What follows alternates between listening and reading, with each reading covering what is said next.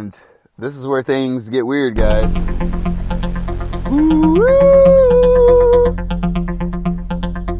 So, this means nothing to me because I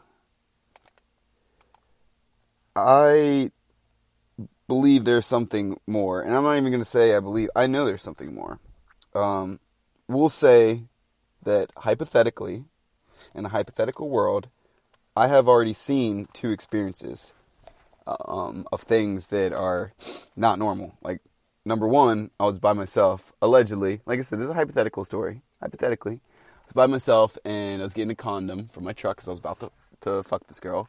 And I was looking up, and I was looking up at how beautiful the sky was, at how beautiful the night was, and saw a shooting star shoot across the sky and then stop.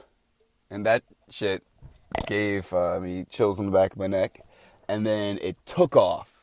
So that was the first experience where it's like, once you see something like that, all you need to do is see it one time. And then number two, hypothetically, I was with people, allegedly. Two other people, could have been.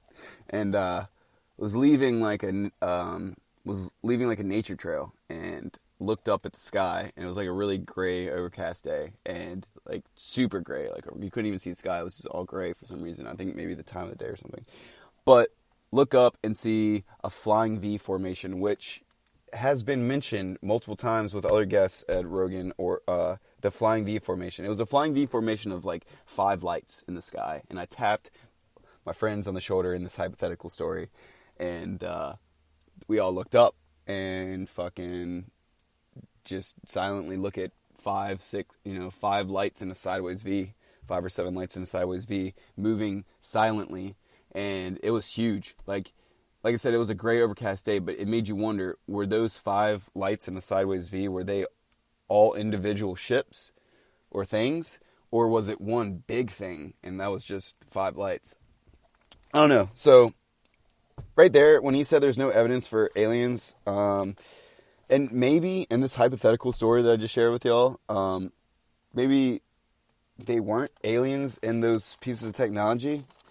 Maybe it was, maybe it was humans, flying around at light speed, but, or computer programs that humans have developed here, and then saying, I don't know what it was, but when he said at 38, 35, there's no evidence for aliens or chemtrails, it just meant nothing to me. It really just meant nothing to me. Because like I said, hypothetically, if I was to be imaginative, hypothetically, have already had experiences to where, I don't need there to be anything that tells me that there are or they're not. Because like I said, if you were to see something like that, then you wouldn't have doubt. And as long as you're not a coward, as long as you're not a weak-minded person, it would be cool for you. It wouldn't be scary. Like, some people wouldn't talk about it because they're afraid. They're afraid that the men in black are going to knock on their door, or they're afraid they're going to get abducted by these things that they saw, but that's the thing, guys. Here's a little lesson. Fear is what controls people. So, if you don't have fear, then you're not controlled and you're free. Fear is a controlling thing. So, anyways, we're getting way off track. We only got like 10 minutes left. But, so Snowden was saying, why wasn't the CIA sharing information at 45 minutes and 10 seconds? He's saying, why wasn't the CIA sharing information with the FBI? Why wasn't the FBI sharing information with the NSA? Didn't they already have the names of the hijackers on the plane that went to the Twin Towers that day on 9/11? Didn't they already have them on the FBI watch list? Why did they let them get training? Like, because I think they were down in Florida getting aviation training. And because, the whole thing is that they didn't train on how to land, they just trained on how to take off. So that was the whole rhetoric. So it's like, if the FBI had them on the watch list, and Snowden was insinuating that they were basically competing. Like, the NSA is competing with, CIA is competing with NSA. It's human instinct competition, just like fear is human instinct. And I think one little moral of this episode is that the government is full of people, People make mistakes, and people are human, and people have greed and power, thirst and stuff. So I think that was one thing I took away from this, is that even though it might be fucked up, they're still people, and so like you got to think about how people are in order to get ahead of, to be one step ahead. Oh, geez. So at 49.50, Trump's in the office throwing elbows. That's what Snowden was saying. He likes that he doesn't mind stepping on people's toes, and he thinks that that's what people like about him, what people like about Trump. I think people do feel disenfranchised now, and people have been realizing that it's harder to, once again, have a place to live and not worry about losing it, and to get food on your table, and all the upkeep that comes with the car, and no public transportation, and it just the price of life is way more expensive now than it used to be, and people that are older than myself know this. They subconsciously know this, or they consciously know this, and they will either talk to you about it, or they won't talk to you about it, but they know this. They know that you could, back in the 70s, you could be, a mechanic and have a, 3-bedroom house, have 2 cars, have 3 kids, and your wife could stay at home. And you could still go on vacations to Florida. You can't do that now. You really can't. So people feel disenfranchised, and I think people are looking for basically a strong leader, and a strong leader to point out an enemy and to smite the enemy. I think basically people like Trump because he's strong. Now, Trump is that's another episode, because I'm perplexed on this situation. I'm kind of watching it. I'm watching. And once again, I'm not Democrat or Republican, so I'm kind of just observing and seeing what happens. But let's see. At 1 hour, 10 minutes, 40 seconds, someone was saying Amazon runs a secret cloud service for the government collecting information, which I could totally believe. But damn, I did not know that. I'm gonna look into that. I'm gonna look into that. Okay, so 1 hour and 20 minutes. He was talking about something Stellar Wind, Project Stellar Wind. Now this is my fault. I did not look into this yet. If it's interesting enough, like I said, I might do a tech episode and we'll talk about that. But, we only got 7 minutes left. That's what I'm saying. Like, it's hard to fit all this stuff in here at once. But, so, let's see. Yeah, at 1 hour, 23 minutes, 33 seconds, he was talking about the emergency law that was called the Protect America Act. This is where he starts to say, if something's called Protect America Act, you got to pay attention to it, because it's probably some insidious stuff in there, just like the Patriot Act that I was saying at the beginning of the podcast. Okay, so this is really interesting. At 1 hour, 36 minutes, 50 seconds, the FBI was spying on Martin Luther King Jr. and tried to get him to commit suicide by sending him threatening letters. Like, they were trying to get him to kill himself. And this is declassified information. You can look this shit up. I already knew this, actually. I already knew this before Snowden was talking about it. But, you guys might not. And this just kind of shows you kind of the people we're dealing with. And also, like I was saying, it shows you the people are human. And the people want to hurt people, And so, when it comes, these FBI agents, they're not robots, you know what I mean? They're not computer programs, they're people. So, you got to think about that when dealing with them, you know what I mean? And trying to improve our country and work together. You got to think about that we're all human. At least that we know of. Yeah, it's fucking crazy. And after he gave his I Have a Dream speech, they classified him as the greatest national security threat. So, I'm going to say that one more time. Martin Luther King Jr., after his I Have a Dream speech, was classified by the United States government / FBI as the greatest national security threat.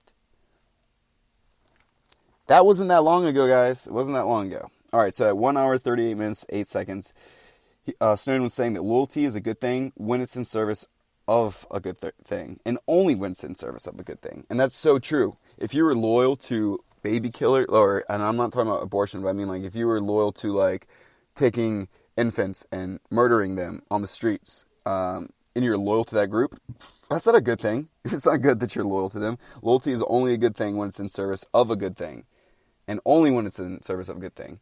So you can look at that as like government officials, military. Loyalty is really good when it's in service of a good thing, and only when it is, 1 hour, 40 minutes, 20 seconds. Snowden was saying, when you were a teenager, what was the worst thing you said or did? Anything you weren't proud of? How would that be judged today in Twitter's world, in the Twitter world? Yeah, so we're in such a sensitive time now, you know what I'm saying? Like, and people just want to get people fired and, get people, like, dox them and release all their information and shit like that. And it's just like, that's kind of why I approach things kind of just from the upfront position, because if you try to hide things, that's when people, fuck you over. You kind of just got to be blunt and have no fear. So, let's see. Like I have written down, that's the importance of having no fear and standing up and speaking loudly of what you believe in. And that's why I make these fucked up jokes on here. Like the comedy episode. See, I'm mixed. I'm white, black, and Hispanic.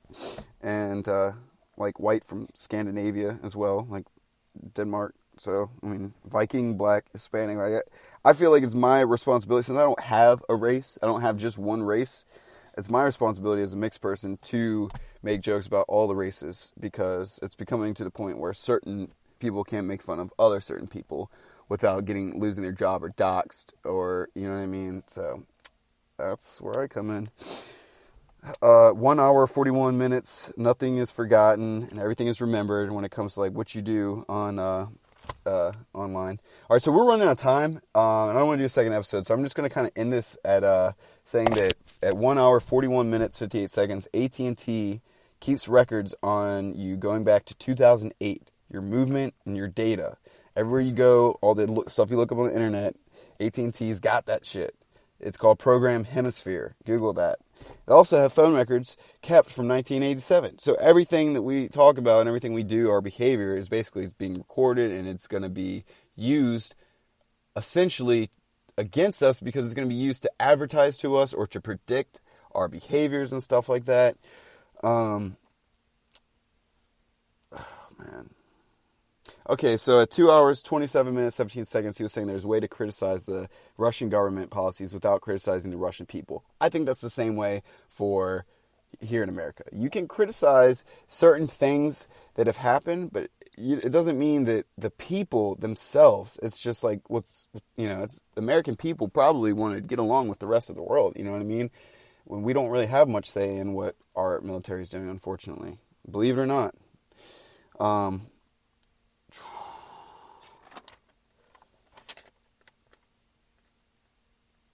Yeah, so all these surveillance programs, once they have this power, like, they're not going to want to let it go. So it's like, then what's going to happen? You know what I mean? Well, guys, this was an interesting episode. I actually ran out of time. Like, I have only maybe 3 little notes jotted down, 3-4 little points. Talking about the individual manufacturer's equipment identity that's in every phone. Like, basically how every phone, shows your location. He was talking about Faraday cages, which are basically like things that block signals. Like, if you put your phone in a Faraday cage, no signals can be transmitted or received. That's kind of interesting. He brought up some cool things like that. Oh yeah, and he was saying increasingly we live in a world where we do all the work, we pay all the taxes, we pay all the costs, yet we own less and less, and no one understands that better than the youngest generation. And that's us, guys. No one understands that we can't have a 3-bedroom house as a mechanic anymore with 2 to 3 kids and 2 cars and our wife stay at home, or your girlfriend stay at home. We, the younger generation, realize that, and that the quality of life is kind of being traded for convenience. Like, we can't just live and eat and work and travel. We have iPhones, but yeah, just think about that, man. But thank you guys. I think the next episode I'll probably do might be on Bridget, whatever her name was. We do a RuneScape episode, and I might just do a general wrap up, like, of my thoughts of this podcast in the past week or so in progress. Met some cool people on RuneScape. But anyways, thanks, guys. Thank you very much.